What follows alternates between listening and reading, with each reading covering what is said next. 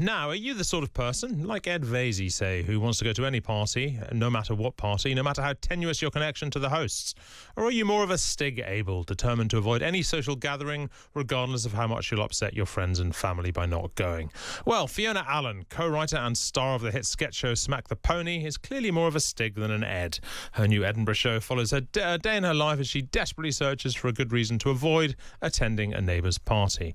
And to talk about the show and what I must assume is her misanthropy, Fiona joins me now. Hello. Hello. How are you? I'm very good, thank you. How are you? I'm good. You're all right coming to a studio if not a party? Yeah, I don't mind. There's just you here. So far. I don't mind, and I know there's only a few minutes and then we can part company. I'm fine. Why do you hate parties? I don't really hate all parties. I'm just not a party person. I think this is one of those things where, you know, if you're in suburbia, you are kind of forced to go to these things. I'm not good at them. I don't like performative friendliness. I don't like small talk. I don't like massive big talk, you know, which is really small talk, but they try and masquerade it. I don't like any of that. I find it really awkward, and it's forced. It's a bit like New Year's Eve, you know. You must have a good time, and you must be happy at 12 o'clock, and I just don't... Because you'd often, that's not your friends. These are people that you sort of live with. They're not friends that you hang out with, that you really want to spend time with, and I think there's a massive, massive difference. So to me, it's hours of standing there listening to really annoying people. So I would say generally, without fail, whenever I speak to someone who says they hate going to parties, whenever you see them at a party, they're amazing, and they seem to be having the best time. Would you convey that you're having a good time at a party, even if deep down you're not? No. No, absolutely not. I would be in the kitchen. It's that old thing. I'd be sort of somewhere in a corner chatting and looking at my watch. Okay. Yeah, I do find them a very awkward thing. You know, it's like dinner parties. I don't go to dinner parties. I mean, actually, this is nothing to do with my show.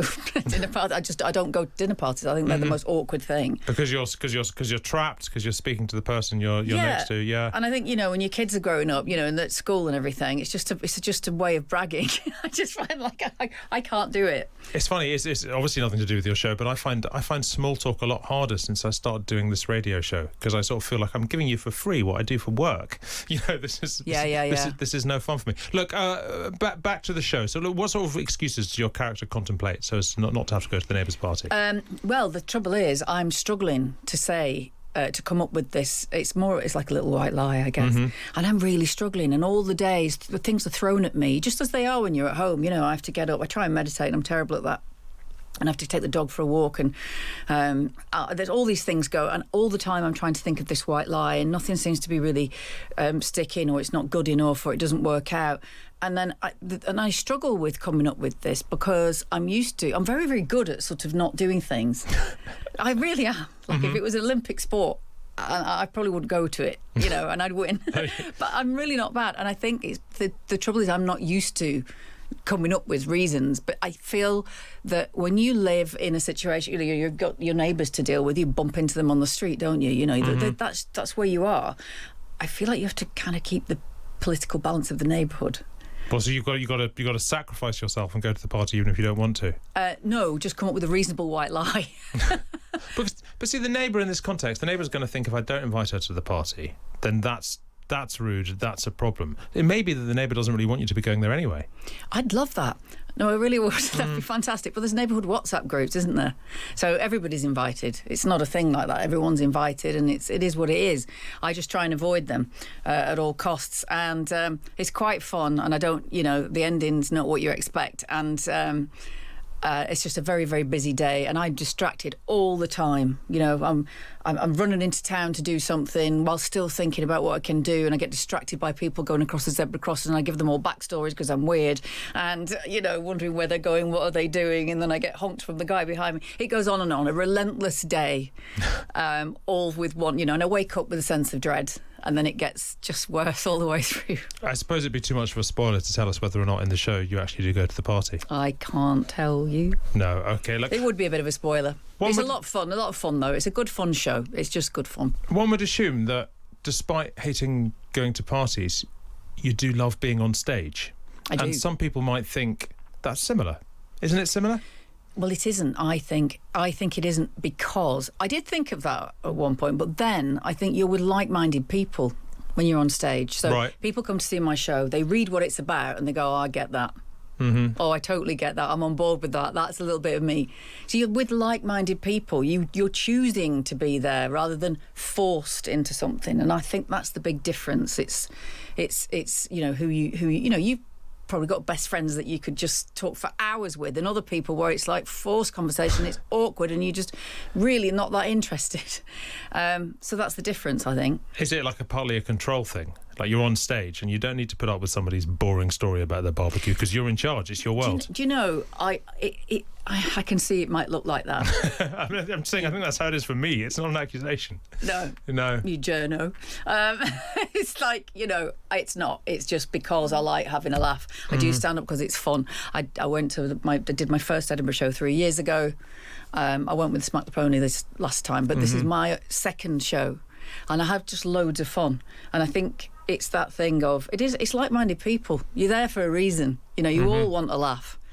And actually, there's no control because somebody might decide that they don't think it's that amusing, and then halfway through decide that they absolutely love going to those kind of parties. Well, then what can you do?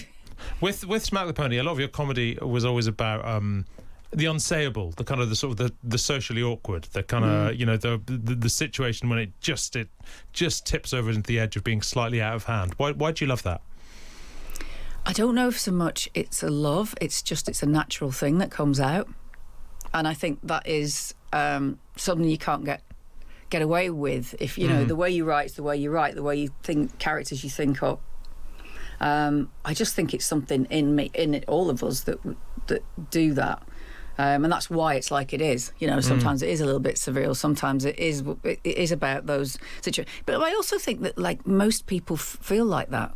It's a lot, really. There are a lot of people who feel like that. They behave. It's like you were talking about the person that you knew who didn't really like parties, which is absolutely fabulous at parties because you're conditioned socially to be a certain way. Now you either do that or you love them, or you do what I do and don't go to most things, or when you do, you just sort of find somebody who's as awkward as you and go and stand in the kitchen and have a chat.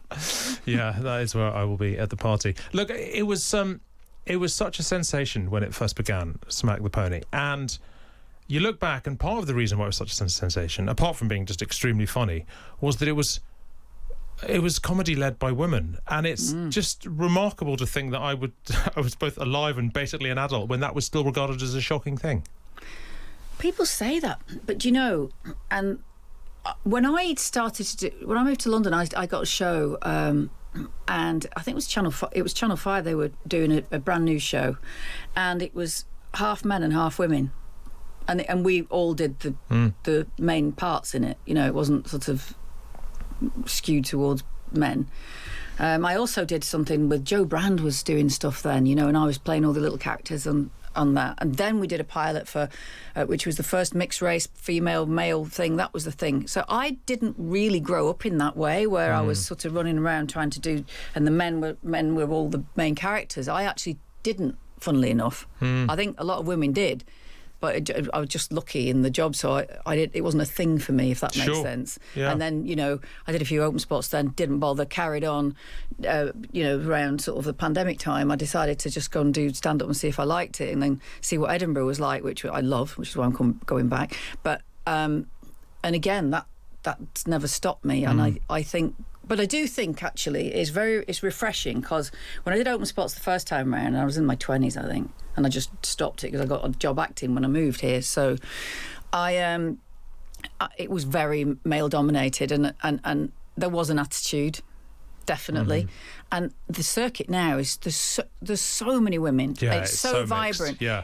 Anybody from anywhere can just go and do stand-up. If you're funny, you're funny, and I think that's what it's about. And so that's, I think, all changed, really. Yeah, no, I think which is really refreshing. I think you're right. Look, you got the Smack the Pony band back together in Edinburgh last year, and it's sold out. Sally Phillips has said recently it might be come back on TV for a special. What can you tell us? Yeah. Yeah? What? Yes, it is? Mm-hmm. Can you tell us when? No. Okay, that's fair enough. Well, I've been away filming for the last few months, so we're not doing it. And I'm going to Edinburgh, which is not this year. Yeah. Let's say it's not this year. Sure.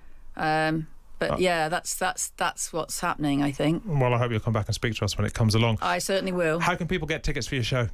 Well, I'm at the Gilded Balloon this time, and Bristow Square, Teviot, and you can just look online, and there you are. And I think honestly, it's good fun, and also, you know, some people might quite like parties, and I'm not judging you for that. I just don't think I'm going to hang out with you. But anybody else is very welcome, very, very welcome. Fiona Allen, thank you very much indeed. And look, White Lies, as said, is at the Gilded Balloon TV at 5th to the 29th of August. Thank you, Fiona. Thank you.